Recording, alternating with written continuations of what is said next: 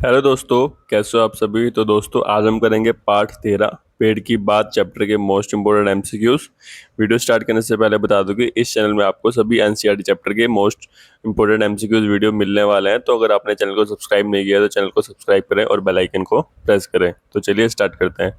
पहला प्रश्न आपका, पेड़ की बात पार्ट के लेखिका कौन है। तो पेड़ की बात पाठ के लेखिका रोहिणी नीलेकणी है। वे एक प्रसिद्ध लेखिका और समाज सेवी है। उन्होंने बच्चों के लिए प्रकृति और पर्यावरण से जुड़ी कई रोचक और शिक्षाप्रद रचनाएं लिखी हैं। तो इसके लेखिका कौन है? रोहिणी नीलेकणी। इस पाठ की विद्या क्या है? पेड़ की बात एक निबंध है जिसमें लेखिका ने पेड़ के जीवन चक्र, उसकी उपयोगिता और पेड़ मानव संबंध का वर्णन किया है। यह पाठ प्रकृति के प्रति सहानुभूति और कृतज्ञता का भाव जगाता है। तो ये क्या है? एक निबंध है। पाठ में बच्चों ने गमले में पौधे के साथ क्या किया? पाठ में एक बच्चे ने गमले को उल्टा लटका दिया। इसके बाद भी पौधे ने अपनी जड़ें नीचे की ओर, तना ऊपर की ओर बढ़ाना जारी रखा, जैसे पौधे को भी सब भेद मालूम हो गए हों कि उसे उल्टा लटकाया गया है। तो क्या किया बच्चे ने? पौधे को उल्टा लटका दिया। अगला प्रश्न है, जैसे पौधे को भी सब भेद मालूम हो गया हो, पौधे को कौन सा भेद पता लग गया? गमला उल्टा लटकाने के बाद भी पौधे की जड़ें नीचे की ओर और तना ऊपर की दिशा में मुड़ने लगे, मानो पौधे को भी पता चल गया हो कि उसे उल्टा लटकाया गया है। यह पौधों की अनुवर्तन क्षमता का सुंदर उदाहरण है। तो क्या पता चल गया था पौधे को? उसे उल्टा लटकाया गया है। अगला प्रश्न है, पौधे की जड़ें हमेशा किस दिशा में बढ़ती हैं? पौधे की जड़ें हमेशा नीचे की ओर बढ़ती हैं। जड़ें मिट्टी और पानी की तलाश में नीचे जाती हैं। चाहे पौधे को किसी भी दिशा में रखा जाए, जड़ें नीचे ही जाएंगी। किसकी वजह से? नीचे की ओर, गुरुत्वाकर्षण की दिशा से, मतलब ग्रेविटी की वजह से।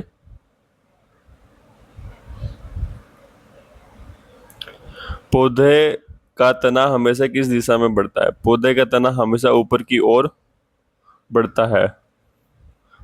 कि कैसा होता है? प्रकाश अनुवर्तन, मतलब जिस दिशा से प्रकाश आएगा। फोटोट्रोपिज्म। पौधे को प्रकाश संश्लेषण के लिए सूर्य को प्रकाश की आवश्यकता होती है, इसलिए तना सदैव प्रकाश की दिशा में मुड़ता है। जैसे ये पौधा है, ठीक है, तो जो जहां से सनलाइट आएगी, ये जो है उसी डायरेक्शन में मुड़ेगा। ये सन है। प्रकाश संश्लेषण क्या है? प्रकाश संश्लेषण वह प्रक्रिया है जिसमें पौधे सूर्य के प्रकाश, पानी और कार्बन डाइऑक्साइड की सहायता से अपने भोजन बनाते हैं, मतलब ग्लूकोज बनाते हैं और ऑक्सीजन छोड़ते हैं। पत्तियों में मौजूद क्लोरोफिल इस प्रक्रिया में सहायक होते हैं। तो प्रकाश संश्लेषण क्या होता है? पौधे का सूर्य प्रकाश, पानी और CO2 से भोजन बनाने को क्या हम बोलते हैं? प्रकाश संश्लेषण, मतलब फोटोसिंथेसिस। पाठ में बीज के अंकुरण के लिए क्या क्या जरूरी बताया गया है? बीज के अंकुरण तब होता है, मतलब बीज का जर्मिनेशन तब होता है जब उसे उचित मिट्टी, पर्याप्त पानी और सही तापमान मिले। पहले जड़ें निकलती हैं जो पानी और पोषक तत्व खींचती हैं, और फिर तना ऊपर की ओर बढ़ता है। तो मतलब एक बीज, जब सीड में से, एक बीज में से पौधा बनता है, तो उसको क्या क्या चाहिए होता है? उचित मिट्टी चाहिए होती है, पानी चाहिए होता है और तापमान चाहिए होता है, उचित तापमान। पाठ में जगदीश चंद्र बोस का उल्लेख किस संदर्भ में किया गया है? महान वैज्ञानिक जगदीश चंद्र बोस ने अपने प्रयोगों से सिद्ध किया कि पौधों में भी जीवन, संवेदना और प्रतिक्रिया होती है। उन्होंने बताया कि पौधे भी दर्द, खुशी और उत्तेजना महसूस करते हैं, ठीक उसी तरह जैसे मनुष्य और पशु करते हैं। तो उनका कहने वाला है कि पौधों के अंदर भी फीलिंग्स होती है, वो भी क्या करते हैं? पौधों में भी जीवन और संवेदना होती है। जगदीश चंद्र बोस ने किस यंत्र से पौधों की संवेदना मापी? जगदीश चंद्र बोस ने क्रेस्कोग्राफ नामक यंत्र का आविष्कार किया जो पौधों की वृद्धि और उनकी प्रतिक्रियाओं को मापता है। इस यंत्र की सहायता से उन्होंने यह साबित किया कि पौधे भी जीवित प्राणियों की तरह बाहरी प्रभावों पर प्रतिक्रिया देते हैं। जैसे हम लोग जब भारी संपर्क कुछ होता है तो हम रिएक्ट करते हैं, वैसे ही जो पौधे हैं वो भी क्या करते हैं, बाहरी प्रभावों में कुछ ना कुछ प्रतिक्रिया देते हैं। तो कौन सी टेक्निक से उन्होंने बताया? क्रेस्कोग्राफ। पेड़ मनुष्य को क्या क्या देते हैं?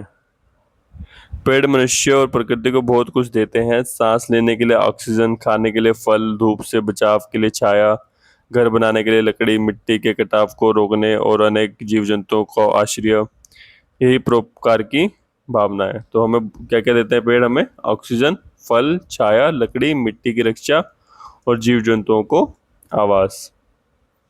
पेड़ों और पशु पक्षियों का आपसी संबंध क्या है? पेड़ और पशु पक्षी एक दूसरे पर निर्भर हैं।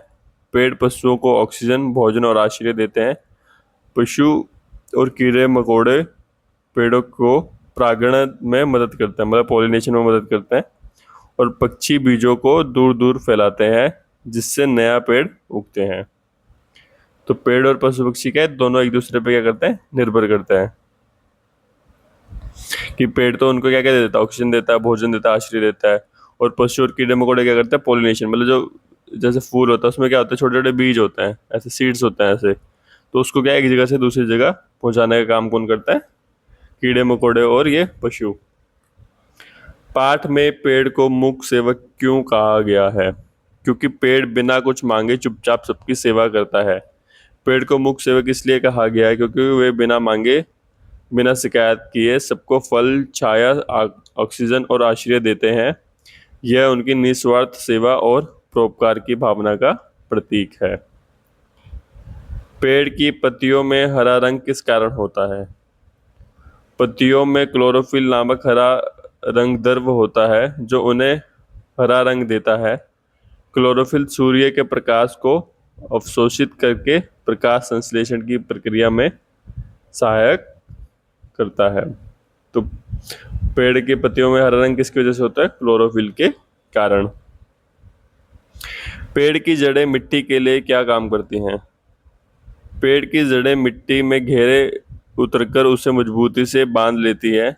इससे बारिश और हवा के कारण मिट्टी का कटाव नहीं होता। यही कारण है कि पेड़ों को काटने से भूस्खलन और बाढ़ जैसी समस्याएं बढ़ जाती हैं। तो पेड़ क्या करते हैं, मिट्टी को बांधकर उसके कटाव को रोकते हैं ताकि मिट्टी इधर उधर ना चले जाए। पाठ में पेड़ के जीवन चक्र का सही क्रम क्या है? पाठ में जीवन चक्र इस क्रम में होता है। बीज बीज बीज मिट्टी में होता है, फिर अंकुर होता है, अंकुर में क्या होता है, जड़ा और तना निकलना, फिर वो पौधा बनता है, पौधे में क्या होता है, पत्ती और शाखाएं निकलती हैं, फिर पूर्ण विकसित पेड़ बनता है जिसमें फूल, फल और नए बीज। यह चक्र पीढ़ी दर पीढ़ी चलता रहता है। पाठ में पेड़ को काटने का क्या परिणाम बताया गया है? पेड़ काटने से ऑक्सीजन कम होती है, जल का स्तर घटता है, मिट्टी का कटाव बढ़ता है और उनके अनेक जीव जंतुओं का आवास नष्ट होता है। पाठ का संदेश है कि पेड़ों की रक्षा करना हमारी जिम्मेदारी और कर्तव्य है। तो पाठ में पेड़ों को काटने का क्या परिणाम होता है? ऑक्सीजन, जल और जीवों का नाश होता है। अगला प्रश्न है, पाठ का मुख्य संदेश क्या है? इस पाठ का मूल संदेश है कि पेड़ केवल लकड़ी या फल देने वाली वस्तु नहीं है, उसमें जीवन और संवेदना है। वे हमारे लिए अथक सेवा करते हैं, इसलिए हमें उनकी रक्षा करनी चाहिए, उनसे प्रेम रखना चाहिए और उनके प्रति कृतज्ञ होनी चाहिए। अगला प्रश्न है, पेड़ भी जीवित प्राणी है, यह विचार किसने वैज्ञानिक रूप से सिद्ध किया? जगदीश चंद्र बोस ने वैज्ञानिक प्रयोगों से सिद्ध किया कि पेड़ पौधे जीवित प्राणी हैं जो उत्तेजना, दर्द और प्रसन्नता महसूस करते हैं। उनकी इस खोज ने पूरे विश्व में पेड़ पौधों को देखने का नजरिया बदल दिया है।